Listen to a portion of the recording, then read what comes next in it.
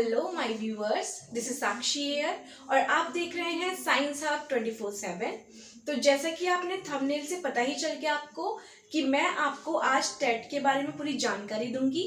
TET क्या होता है, कौन इसको दे सकता है, कब दे सकता है, ठीक है, और क्या यूपी टेट या कोई भी टेट क्वालिफाई करने के तुरंत बाद जॉब लगती है या नहीं। आज मैं आपको इन सब के बारे में जानकारी दूंगी, तो प्लीज़ मेरे चैनल के साथ बने रहिए और वीडियो को एंड तक देखिए। और अगर आपको लगता है कि मेरी वीडियो आपके लिए वाकई में हेल्पफुल रही है तो प्लीज़ मेरी वीडियो को लाइक करें, सब्सक्राइब करें और बेल आइकन को प्रेस करना ना भूलें। तो चलिए देखते हैं क्या होता है TET, teacher eligibility test. Full form है टीचर एलिजिबिलिटी टेस्ट, जिसको हिंदी में बोलते हैं शिक्षक पात्रता परीक्षा। ठीक है, अब ये होती क्या है, जो आपका टीईटी होता है, एक तो इसको सभी स्टेट, जितने भी स्टेट हैं सब कंडक्ट कराते हैं, और दूसरा होता है आपका सीटेट, जिसको सेंट्रल, जो सेंट्रल में आता है आपका, ठीक है, सेंट्रल टेट। इसके बारे में मैं बाद में डिस्कस करूंगी, पहले स्टेट के बारे में बात करते हैं क्या मतलब है। देखो, अगर आप यूपी से बिलोंग करते हैं तो आप यूपी टेट देंगे, आप राजस्थान से बिलोंग करते हैं तो आप आर टेट देंगे, आप बिहार से बिलोंग करते हैं तो आप बी टेट देंगे, आप एमपी से बिलोंग करते हैं तो आप एमपी टेट देंगे। कहने का मतलब ये है कि ये जो टेट है ये सभी स्टेट अपने अलग अलग टेट को कंडक्ट करती है। ठीक है, इतनी बात समझ में आई। अब बात करेंगे कि टेट दे कौन सकता है। तो जो भी स्टूडेंट्स और व्यूअर्स बीटीसी कर रहे हैं या बीएड कर रहे हैं या कर चुके हैं, वो सभी इस टेट को देने के लिए एलिजिबल हैं। ठीक है, कब कब एलिजिबल है वो मैं आपको सभी बातें बताऊंगी अभी वीडियो में। तब तक के लिए इतना जाना भी हमने। अब मैं आपको यूपी टेट के बारे में बताऊंगी कि यूपी टेट क्या होता है, कौन कंडक्ट करता है और कितना दे सकते हैं। तो चलिए देखते हैं यूपी टेट के बारे में। यूपी टेट, इसका मतलब क्या हुआ यूपी टेट का, कि उत्तर प्रदेश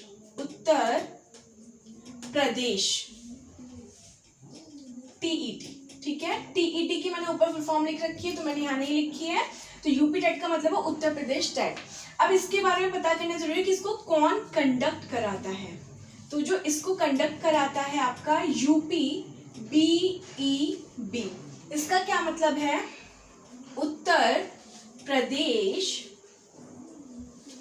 बेसिक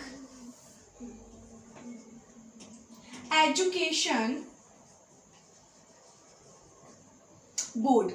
ठीक है, तो ये इसको कंडक्ट कराता है, किसको, यूपी टेट को। अब आपको इतना समझ में आ गया कि यूपी टेट का मतलब उत्तर प्रदेश का टेट, और इसको कंडक्ट कौन कराती है, यूपी की गवर्नमेंट कराती है, यानी कि Uttar Pradesh basic education board जो होता है वो इसको क्या करता है, कंडक्ट कराता है। ठीक है, अब बात करते हैं कि यूपी टेट के अंदर क्या होता है, कैसे इसका हम पेपर दे सकते हैं। तो चलिए इसके बारे में बात करते हैं आज। अगर मैं इसको 2 पार्ट में डिवाइडेड कर दूं यूपी टेट को, कौन कौन सा, मैंने कर दिया इसको एक पेपर 1 और एक पेपर 2। क्या मतलब है पेपर 1 और पेपर 2 का। तो पेपर 1 जो आपका होता है वो प्राइमरी लेवल के लिए होता है, प्राइमरी लेवल टेस्ट होता है। क्या मतलब है इसका, जिसमें 1st to 5th तक की क्लासेस आती हैं आपकी। ठीक है, 1st to 5th क्लासेस आती हैं। और पेपर 2 की अगर मैं बात करूं तो ये होता है आपका अपर प्राइमरी लेवल। ठीक है, जिसके अंदर क्या आती हैं आपकी 6 to 8 तक की क्लासेस आती हैं। ठीक है, अब इनको कौन कौन दे सकता है उसके बारे में बात करेंगे। यूपी टेट क्या होता है, जनरली 2 पार्ट में डिवाइडेड होता है, मींस इसमें 2 पेपर होते हैं, एक पेपर 1 होता है और एक पेपर 2 होता है। पेपर 1 का मतलब है प्राइमरी लेवल, यानी कि 1st to 5th तक की क्लासेस को पढ़ाना, और पेपर 2 का मतलब है अपर प्राइमरी लेवल, यानी कि 6 to 8 तक की क्लासेस को पढ़ाना या इसके टीचर बनना। ठीक है, अब इनको दे कौन कौन सकता है। अगर मैं 1st to 5th की बात करूं तो इसको जो भी स्टूडेंट बीटीसी कर रहे हैं या कर चुके हैं और जो बीएड कर रहे हैं, ये पहले नहीं था, ये गवर्नमेंट ने कुछ टाइम पहले ही निकाला है ये रूल कि बीएड वाले भी प्राइमरी लेवल का पेपर दे सकते हैं, यानी कि पेपर 1 दे सकते हैं। कौन, बीएड वाले। कुछ टाइम पहले ही निकली है ये बात, गवर्नमेंट ने बताई है हमें, वरना उससे पहले बीटीसी वाले ही प्राइमरी लेवल का टेस्ट दे सकते थे। ठीक है, यानी कि वो प्राइमरी के 1st to 5th क्लासेस तक के टीचर बन सकते थे। लेकिन अभी क्या है, अब बीएड और बीटीसी दोनों इस टेट को दे सकते हैं, यानी कि पेपर 1 को दे सकते हैं।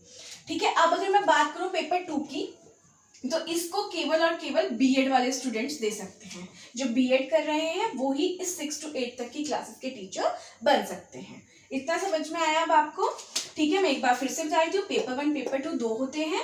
Paper 1 primary level, upper primary level यानी कि पेपर 2।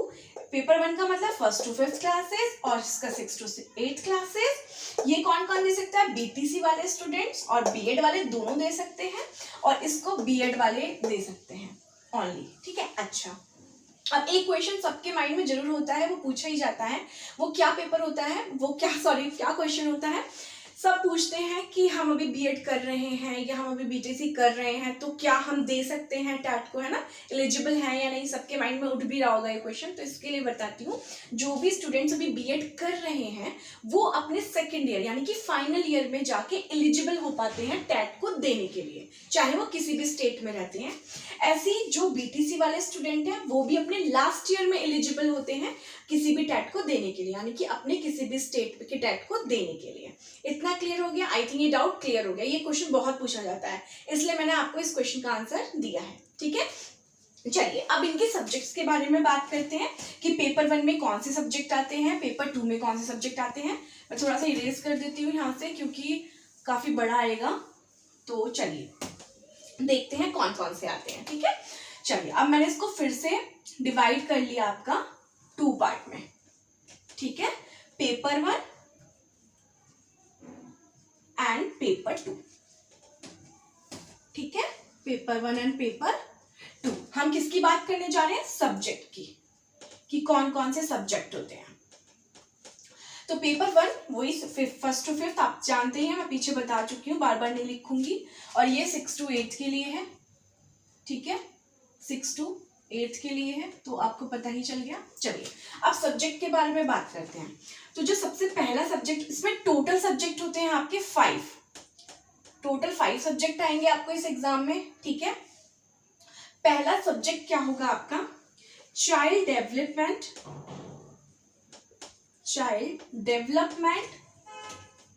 And learning pedagogy. तो हम बात कर रहे थे सब्जेक्ट की। तो फर्स्ट सब्जेक्ट होता है आपका child development and learning pedagogy. ठीक है, जिसको हम बोलते हैं बाल विकास एंड शिक्षण विधियां। अब सेकंड और थर्ड सब्जेक्ट की हम बात कर रहे थे। मैंने बोला लैंग्वेज फर्स्ट और लैंग्वेज सेकंड। इसको बहुत ध्यान से देखिए क्योंकि ये जनरली इसमें बच्चे कंफ्यूज होते ही होते हैं। तो जो आपका लैंग्वेज फर्स्ट होती है उसमें जो सब्जेक्ट होता है वो आपका हिंदी होता है, जो कि कंपलसरी होता है, राइट। जो लैंग्वेज सेकंड होती है उसमें आपके पास चॉइसेस होती हैं। कैसे चॉइसेस होती हैं? इसमें आपके 3 सब्जेक्ट होते हैं, English, Sanskrit and third one होता है आपका उर्दू। ठीक है, तो लैंग्वेज फर्स्ट में तो आपको हिंदी ही चूज करना है। लैंग्वेज सेकंड में आपके पास 3 सब्जेक्ट है, उसमें से आपको कोई एक चूज करना है, राइट। ओके, नाउ फोर्थ होता है आपका मैथ्स एंड फिफ्थ सब्जेक्ट होता है आपका एनवायरमेंटल स्टडीज। एनवायरमेंटल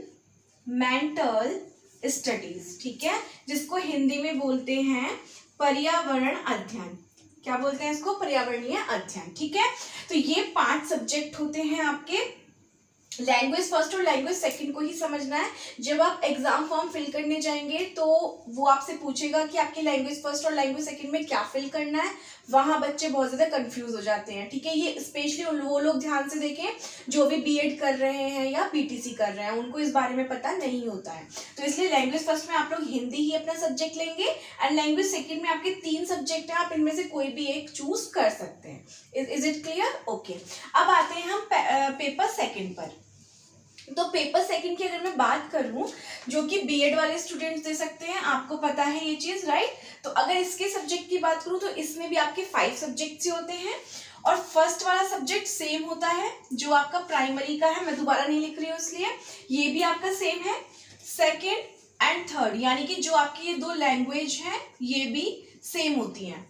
ठीक है, अपर के लिए भी, अपर प्राइमरी के लिए ये दोनों लैंग्वेज भी सेम होती है, यानी कि फर्स्ट वही आपको हिंदी लेना है और सेकंड वाले में से वही कोई ऐसे एक चूज करना है आपको, राइट। ओके, अब बात करते हैं फोर्थ एंड फिफ्थ की। यहाँ पे थोड़ा सा चेंज आता है जब हम पेपर 2 की बात करते हैं। वो क्या चेंजेस आते हैं कि एक आता है आपका मैथ्स एंड साइंस और एक मैं बात करूंगी आपका सोशल साइंस, राइट। अब ये क्या लिखा है मैंने, इसको समझिए। देखिए, जो मैंने बोला कि पेपर 2 है आपका अपर प्राइमरी लेवल वाला, उसको बीएड वाले स्टूडेंट्स दे सकते हैं, यही बोला मैंने। तो इसका मतलब क्या हुआ कि जो बीएड के स्टूडेंट्स हैं वो आधे स्टूडेंट्स साइंस साइड वाले भी होंगे, कुछ स्टूडेंट्स, और कुछ स्टूडेंट्स आपके आर्ट साइड वाले भी होंगे, ठीक है। तो उन्हीं के बेस पे यहाँ पे मैंने डिवाइडेड किया है। ये थर्ड जो सब्जेक्ट्स हैं आपके वो दोनों के लिए कॉमन है, आर्ट साइड वाले स्टूडेंट्स के लिए भी और साइंस साइड वाले स्टूडेंट्स के लिए भी। यहाँ पे जाके चेंजेस होते हैं। क्या चेंजेस होते हैं, जो आपके साइंस साइड वाले स्टूडेंट्स होते हैं वो चूज करेंगे आपका मैथ्स और साइंस। ये कौन चूज करेगा, साइंस साइड स्टूडेंट्स, राइट। और जो आपके आर्ट साइड वाले स्टूडेंट्स हैं वो चूज करेंगे सोशल साइंस। ये हो गया आपका आर्ट साइड स्टूडेंट्स के लिए, ठीक है। अब आपको क्लियर हो गया होगा। एक बार फिर से देख लीजिए, पेपर 1 के लिए बीएड और बीटीसी दोनों स्टूडेंट्स दे सकते हैं, ठीक है। तो इन दोनों के लिए ये पांचों सब्जेक्ट कंपलसरी हैं, इसमें कोई चेंजेस नहीं है, ना ही बीएड वाले के लिए ना ही बीटीसी के लिए। लेकिन जब हम पेपर 2 की बात करते हैं, चूंकि उसको केवल बीएड वाले स्टूडेंट्स दे सकते हैं, तो उसमें कुछ स्टूडेंट साइंस साइड वाले होते हैं, साइंस साइड स्ट्रीम से होते हैं, और कुछ आर्ट साइड से होते हैं। तो उनके लिए ये 3 पेपर तो कॉमन होते हैं जो इस प्राइमरी वाले हैं, और बाकी 4th और 5th जो मैंने ये अलग अलग लिखा है, इसका मतलब ये है कि मैथ्स और साइंस लेंगे साइंस साइड वाले स्टूडेंट्स चूज करेंगे, और ये वाला सोशल साइंस आपका आर्ट साइड वाले स्टूडेंट्स चूज करेंगे। आई थिंक अब आपको समझ में आ गया होगा, ठीक है। चलिए अब बात करते हैं नंबरिंग की। लास्ट टॉपिक है मेरा इसी का बताने के लिए इसी वीडियो में, वो है नंबर, कितने टोटल नंबर ऑफ क्वेश्चंस होते हैं, ठीक है, और क्या क्या उसका क्राइटेरिया होता है। तो मैं आपको एक तरफ से इरेज कर देती हूँ, ठीक है, क्योंकि दोनों में सेम होती है। नंबरिंग का प्रोसेस की बात कर रहे थे, तो टोटल नंबर ऑफ क्वेश्चंस जो होते हैं आपके टेट में जो आते हैं, ठीक है, चाहे वो आपका पेपर 1 हो, चाहे वो पेपर आपका 2 हो, उसमें टोटल जो क्वेश्चंस होते हैं वो 150 क्वेश्चंस होते हैं, राइट। तो नंबर भी कितने होंगे, 1 क्वेश्चन 1 मार्क का होता है, ठीक है। तो ये क्लियर हो गया आपका। टाइमिंग देख लेते हैं कि टाइमिंग कितनी होती है, तो आपकी 230 आवर्स मीन्स आधा 2.5 घंटा होता है आपका, एंड या मैं बोल सकती हूँ इसको 150 मिनट्स, राइट। यानी कि आपको 2.5 घंटे मिलेंगे इस पेपर को सॉल्व करने के लिए। कितने क्वेश्चंस होंगे उसमें, 150 क्वेश्चंस होते हैं, ठीक है। अब जान लेते हैं कि 150 क्वेश्चंस कैसे हैं। तो देखिए, वही फर्स्ट जो टॉपिक है आपका 30 क्वेश्चंस उसके होते हैं।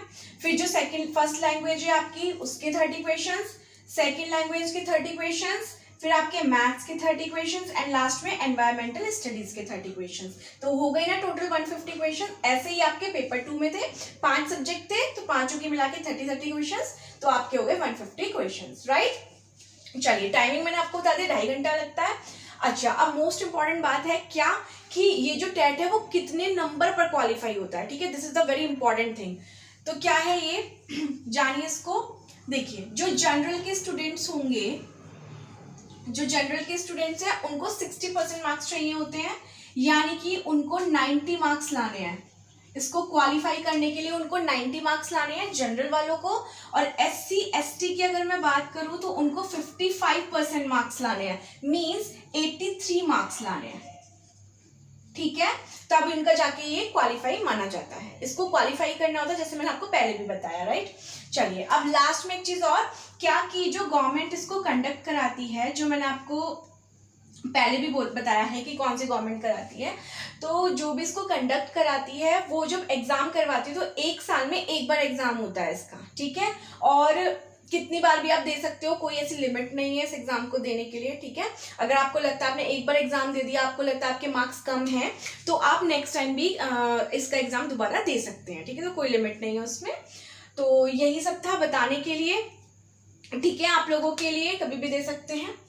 तो आई होप कि आपको मेरी वीडियो पसंद आई होगी। अगर आपको लगता है कि मुझसे आपको थोड़ा सा भी कुछ नॉलेज मिला है, आपको पता चला है कैसे क्या मतलब होता है टेट का, तो प्लीज़ मेरी वीडियो को लाइक करें, सब्सक्राइब करें और बेल आइकन को जरूर प्रेस करें, क्योंकि नेक्स्ट वीडियो जो मैं आपके लिए लेके आने वाली हूँ सिलेबस के ऊपर बात करने वाले हैं, ठीक है। तो जिससे हमारा एम, जो हमारा लक्ष्य है, उसको पूरा करने के लिए ऑब्वियस सी बात है हमें सिलेबस पता ही होना चाहिए।